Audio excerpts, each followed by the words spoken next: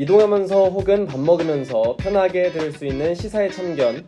안녕하세요 하고 여러분, 시사의 참견 진행자 전상욱입니다. 다들 연휴는 잘 보내셨나요? 바쁘지만 지금 가장 중요한 이슈는 무엇인지 궁금한 우리 학우분들을 위해서 준비했습니다. 하루가 다르게 쏟아지는 수많은 뉴스들을 하나씩 꺼내서 소개하는 What's in my news. What's in my news에서는 지난 한 주간 가장 뜨거웠던 사회 이슈 딱 2개만 꺼내 밀도 있게 떠먹여 드립니다. 오늘은 혁재 학우님과 지민 학우님 함께 하겠습니다. 안녕하세요. 안녕하세요. 이번에 또 오랜만에 촬영으로 돌아왔는데 쉬는 기간 동안 어떻게 잘 지내셨나요?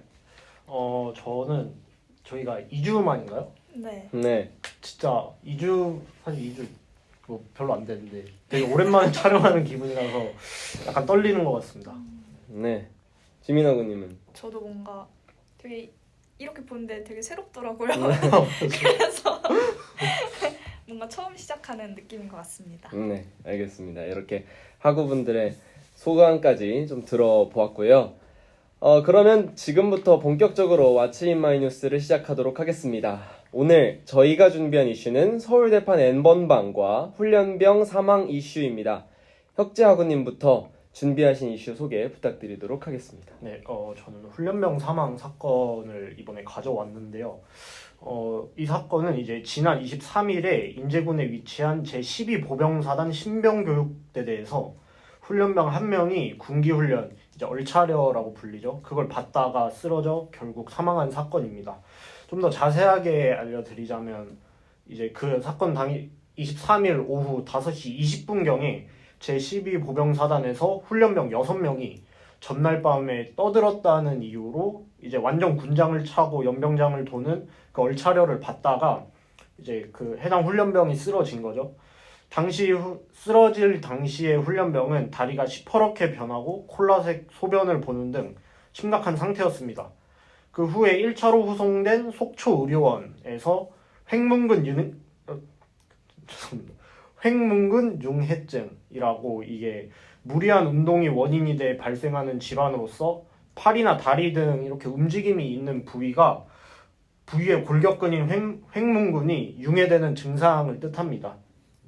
말 그대로 이제 기사에서도 어떻게 나오냐면 이 표현으로 근육이 녹아내렸다라고 말을 하는데요. 그런 판정을 받고 이후에 강릉 아산병원으로 이동을 했지만 이틀 뒤인 25일 오후 3시경에 결국 이제 사망을 하셨습니다. 그래서 그 군기훈련을 집행한 중대장이랑 또 그 집행 당시 현장에 있던 부중대장은 27일에 직무 배제가 된 상태이고요. 군기훈련을 진행한 중대장과 훈련 당시 현장에 있던 간부에 대해서는 이제 군수사당국이 가혹한 훈련을 지시한 정황이 비교적 뚜렷하다고 보고 28일에 사건을 강원경찰청으로 바로 이첩을 시켰습니다. 그리고 오늘이 녹화 기준 30일이잖아요. 바로 어제인 29일에 군기훈련을 같이 받은 동료 훈련병 5명을 대상으로 참고인 조사를 진행했습니다. 내용은 이제 아직은 언론 보도가 되지는 않았고요. 또 이제 문제가 현재 되고 있는 중대장과 부중대장의 경우에는 이제 경찰이 폭넓은 수사 이후에 그 2명에 대해서 업무상 과실치사 및 직권남용 가혹행위 혐의로 정식 입건할 건지를 이제 결정을 하겠다고 했습니다. 네. 우선 이 훈련병 사망 사건에 관해서 아무래도 이전에 얼마 되지 않은 이전에도 수류탄 폭발 관련 사고가 있었기 때문에 이번 이슈가 좀 더 도드라지게 보이는 것 같아요. 이게 저도 최근 기사를 조금 찾아봤는데 최근 기사에서 이제 같이 훈련을 하고 있었던 다른 훈련병들의 부모들이 인터뷰를 하는 기사들도 있었거든요. 실제로 이제 보통 이제 군대를 보내는 입장의 부모들에게는 아무래도 자식들이 군대에 가서 이제 장기간 연락이 사실 요즘엔 잘 되고 있지만 사실 멀어지게 됨으로써 사실 좀 한정적으로 소통을 해야 되는 것은 사실이잖아요. 근데 그런 상황에서 이렇게 사망사고가 뭔가 최근도 그렇고 지금 가장 회자되고 있는 최상병 사건 같은 그런 류의 사건들이 계속 발생하는 거에 있어서 이게 사망한 훈련병은 따로 이미 이렇게 이런 사건은 발생은 했지만 자신들의 그런 자녀들도 충분히 그런 대상이 될 수 있지 않겠느냐라고 이런 뭔가 계속해서 군대에 관한 이런 시각이 좀 안 좋아지고 있는 것 같습니다. 우리 네. 혁재하구님. 이제 또 이번 어쨌든 지금 가장 이슈가 되는 건 중대장과 그리고 그 중대장이 집행한 이제 군기훈련 얼차려인 거잖아요. 그게 문제가 됐는데 좀 자세히 설명을 드리자면 이제 훈련병 그러니까 이제 사망한 훈련병을 포함해서 그 6명이 받은 훈련이 이제 완전군장 이제 무게 20kg 이상의 완전군장을 한 채 연병장 2바퀴를 보행을 시켰다고 합니다. 그리고 보행뿐만 아니라 이제 뭐 구보 달리기죠. 그리고 팔굽혀펴기 또 선착순 달리기 해가지고 선착순 달리기라고 하면 선착순 1명 이렇게 하면 이제 1등한 사람만 빠지고 또 나머지 5명에서 선착순 1명 이렇게 이런 선착순 달리기 등을 반복하라는 지시를 받은 것으로 알려졌습니다. 이제 그 규정상으로는 이제 육군 규정상 군기 훈련을 시킬 경우에 완전 군장을 한 상태에서는 훈련병 신분은 걷기만 가능하고 걷더라도 1회당 1km만 지시가 가능합니다. 그리고 또 팔굽혀펴기 같은 경우에는 이등병 기준으로 20회까지 최대 4세트로 이제 모든 병이 맨몸인 상태에서만 시킬 수 있습니다. 그러니까 지금 이제 훈련 받은 그 훈련을 보면은 애초에 완전군장을 시켰는데 팔굽혀펴기를 시킨 것이고 이것 자체가 안 되는 건데 그리고 또 이제 걷기만 가능한데 달리기까지 시킨 거잖아요. 또 선착순 달리기는 아예 규정에도 없는 훈련이라고 합니다. 그래서 또 군 인권센터에 따르면 얼차려 중 훈련병들이 건강 이상 징후를 보고했으나 집행관무가 무시했다고 주장을 했습니다. 연병장을 돌던 도중 한 훈련병의 안색과 건강 상태가 안 좋아 보이자 같이 얼차려를 받던 훈련병들이 현장에 있던 집행관부에게 이를 보고했는데 별다른 조처를 취하지 않고 계속 얼차려를 집행했다고 하는 거죠. 네, 그래서 또 추가적으로 이 인권센터가 뭐 육군이 말하는 군기 훈련이 아닌 군 형법에 따른 가혹행위로 부르는 것이 타당하다고 이렇게 또 주장을 했습니다. 네. 아무래도 일각에서는 이렇게 문서화되어 있는 것이 사실이지만 이런 규율 같은 것이 하지만 훈련병이라면 이제 얼마 들어가지 않은 이제 소대에 얼마 들어가지 않은 그런 훈련병들의 입장에서는 그런 걸 알 도리가 없잖아요. 그래서 그런 부분에 있어서는 확실히 상사들의 그런 정확한 판단이 있었어야 하지 않았느냐라는 비판들도 많은 것 같습니다. 심지어 횡문근 융해증이라고 했던 이 사망의 원인이라는 것 자체가 과한 운동과 같은 그런 것이 원인이 되는 것인데 아무래도 이번 사건을 비롯해서 이런 문제들이 많이 개선이 되는 그런 계기가 되었으면 합니다. 또 어떻게 소감 한 말씀 들을 수 있을까요? 이 이슈에 관해서. 이 이제 안타깝게 사망을 하신 훈련병 같은 경우에는 이제 입대한 지 불과 열흘밖에 되지 않았다고 합니다. 그러니까 말 그대로 저희 또래인 거잖아요. 이제 국방의 의무를 다하려고 이제 입대를 하셨는데 이렇게 안타깝게 하셔서 앞으로는 그래도 이 사건도 진상규명이 제대로 되고 처벌도 제대로 이루어져야 할 거고 앞으로는 이런 안타까운 일이 발생하지 않았으면 합니다. 네, 좋습니다. 이렇게 해서 첫 번째 이슈였던 훈련병 사망 사건에 관해서 알아봤고요. 두 번째로는 지민아구님이 준비해주신 서울대판 N번방 이슈입니다. 소개해 주시죠. 네, 우선 소개에 들어가기에 앞서서 이제 용어를 조금 정리를 해야 할 필요가 있을 것 같은데 N번방 사건은 이제 아동과 청소년을 대상으로 성착취 범죄가 본질이라고 하면 이번 사건은 성인 피해자를 대상으로 한 불법 합성물이 본질이기 때문에 다들 딥페이크 집단성 범죄라고 부르더라고요. 그래서 일단 딥페이크 집단성 범죄 혹은 디지털 성범죄로 말을 하겠습니다. 우선 이 사건 같은 경우에는 서울대에서 디지털 성범죄 사건이 터진 거였는데요. 21일 경찰에 따르면 서울경찰청 사이버수사대는 허위 영상물 제작 및 유포 등의 혐의로 40대 남성 A씨를 구속을 했습니다.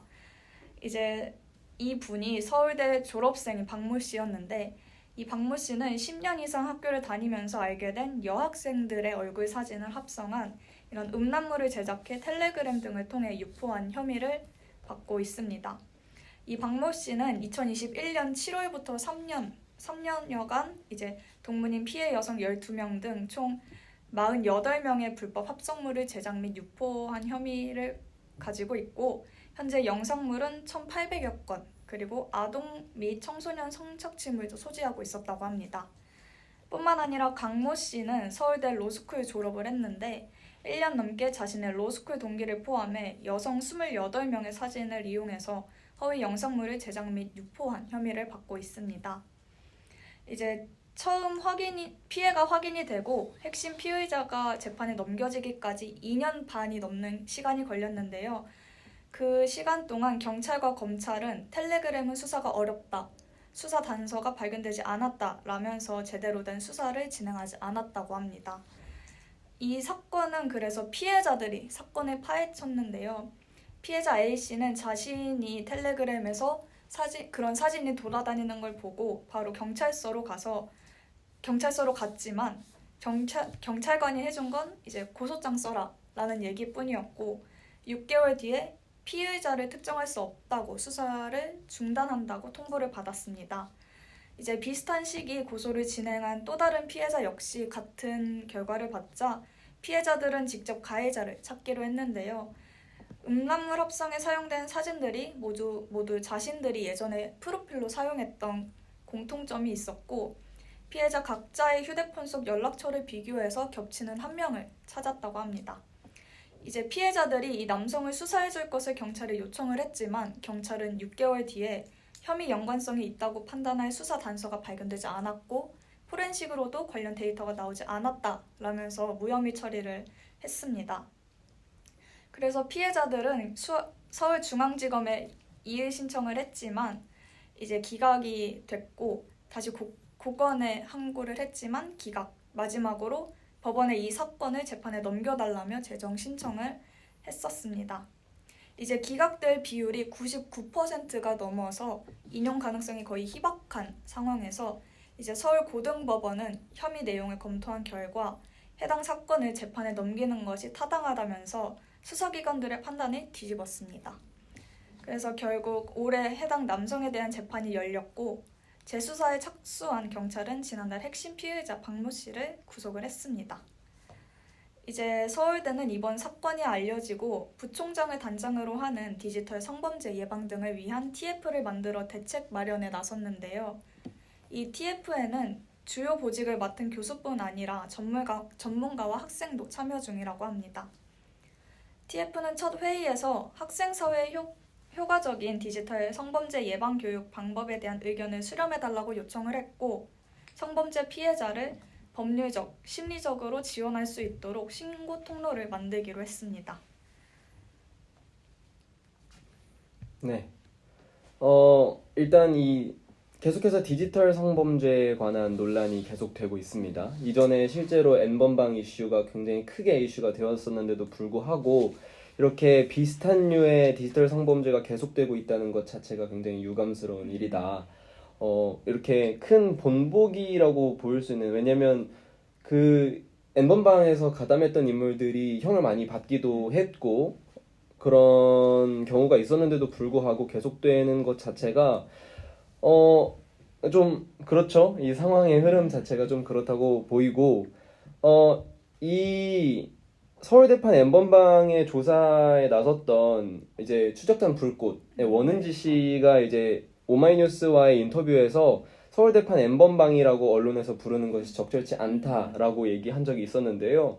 그의 배경에는 이번 사건 같은 경우에는 누군가가 올린 영상이나 그런 것에서 이 발췌가 된 것이 아닌 카카오톡 프로필 사진 같은 것에서 그건 쉽게 저장할 수가 있기 때문에 그런 정보들을 이용해서 이렇게 딥페이크물을 만들었다. 그런 디지털 성범죄로 이어지게 만들었다 하면서 누구든지 이런 상황이 발생할 수 있기 때문에 더 이런 부분을 각인해서 언론에서 보도를 해야 한다라는 이야기도 한 적이 있었는데요. 그만큼 굉장히 안 좋은 우리 사회에 굉장히 지금 부담을 많이 주고 있고 굉장히 경각심을 가져야 한다라는 그런 아무래도 이번 이슈 소개에도 그런 주제로 다가가야 하지 않을까 이런 생각이 들게 되었던 것 같습니다.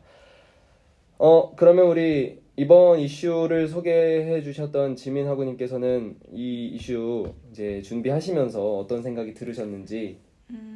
우선 서울대라는 곳이 누구나 쉽게 갈 수 없는 곳이잖아요. 그래서 뭔가 이런 일이 일어났다는 것에 조금 더 큰 충격을 받았던 것 같고, 이제 서울대 같은 경우에는 남성이 피의자였지만 이제 최근에 여성판 N번방이라고 해서 여성 커뮤니티 카페에 일부 회원들이 자신이 만났던 남성들의 사진을 올리면서 이제 품평하는 등의 댓글을 달고 개인정보까지 올리면서 논란이 된 사건이 있었는데, 이 사건이 우리나라뿐만 아니라 주한미군까지 대상이 되면서 해외까지도 논란이 이뤄졌습니다. 그래서 이렇게 남성뿐만 아니라 여성도 최근에 가해를 하는 상황이 나타나서 이런 거에 대한 제대로 된 처벌이 이루어져야 하지 않을까 하는 생각도 들었습니다. 네, 좋습니다. 이제 방금 전에 이제 소개해 주신 것처럼 이제 여성들이 가해를 하는 경우도 존재했다라고 말씀해 주셨는데요. 아무래도 이런 부분에 있어서는 어떤 성별의 이분법보다는 좀 더 많은 사람들, 최대한 모든 사람들이 좀 더 성인지 감수성 같은 다른 사람의 마음을 좀 더 헤아려 볼 수 있는 그런 그런 노력을 많이 기울여야 하지 않을까, 그런 부분에서 좀 많이 아쉬운 그런 이슈들인 것 같았습니다. 그래서 이렇게 오늘 이제 훈련병 사망 이슈와 서울대판 N번방 이슈와 디지털 성범죄 이슈까지 소개를 해드렸는데요. 저희가 오늘 꺼내드릴 이슈는 여기까지입니다. 오늘도 학우분들의 바쁜 하루 속에서 유익한 시간이 되길 바라며 오늘 왓츠인 마이 뉴스는 마쳐보도록 하겠습니다. 감사합니다.